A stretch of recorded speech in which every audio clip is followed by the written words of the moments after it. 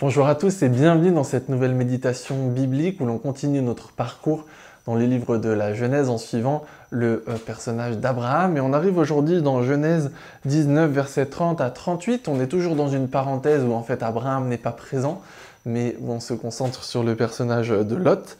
On avait quitté Lot après la destruction de Sodome et Gomorrhe et il avait trouvé refuge dans la ville de Tsoar. Et ici, dans ce passage, Lot décide de quitter Tsoar. Le texte nous dit qu'il a peur d'y rester parce qu'il est encore très proche de Sodome et Gomorrhe. Il est sûrement encore traumatisé par les choses qui se sont passées et donc il choisit de partir et ses filles l'accompagnent.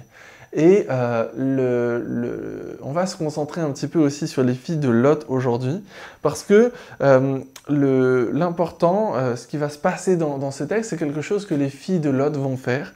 C'est que elles vont avoir peur de ne pas avoir de descendance pour elles et pour leur père, parce qu'ils sont dans un endroit où il n'y a plus personne qui peut donner une descendance à leur père, et puis leur père commence à se faire vieux.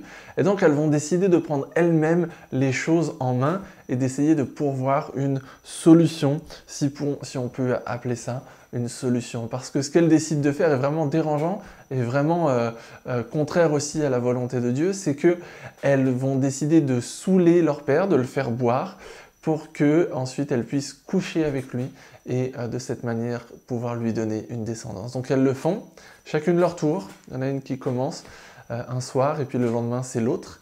Et en fait, elles pourvoient elles-mêmes cette solution sans même chercher à se tourner vers Dieu.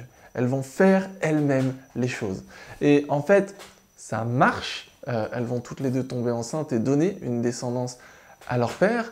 Donc on pourrait se dire, bon, elles ont fait tout de travers, mais au moins le but qu'elles recherchaient a été atteint.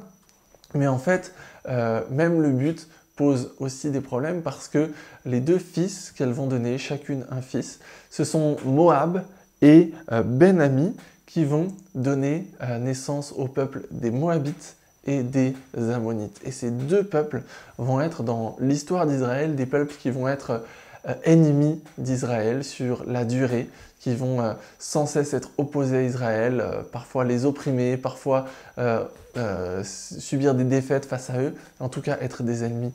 Et en fait, on voit que du côté d'Abraham, il y a l'enfant de la promesse qui va donner naissance à un peuple, mais du côté de Lot, là, avec toutes ces déviances, eh bien, il y a naissance de deux peuples qui, au contraire, ne vont pas du tout être dans la promesse, même s'opposer au peuple de la promesse. Et en fait, ça pose une question sur l'implication de Dieu dans nos décisions. Ces deux filles-là n'ont pas du tout impliqué Dieu dans leurs décisions. Elles ont fait un choix de leur propre chef et un choix qui était un mauvais choix. Est-ce que l'on implique assez Dieu dans nos décisions? Quelles sont les décisions dans lesquelles on peut impliquer Dieu? Alors je ne parle pas des décisions anodines que l'on a à faire jour après jour. Est-ce que ce matin je vais boire du thé ou du café? Est-ce que je vais manger des céréales ou des tartines? Non, pas du tout. Mais je crois qu'on a tous bien en tête les choix dans lesquels on pourrait impliquer Dieu.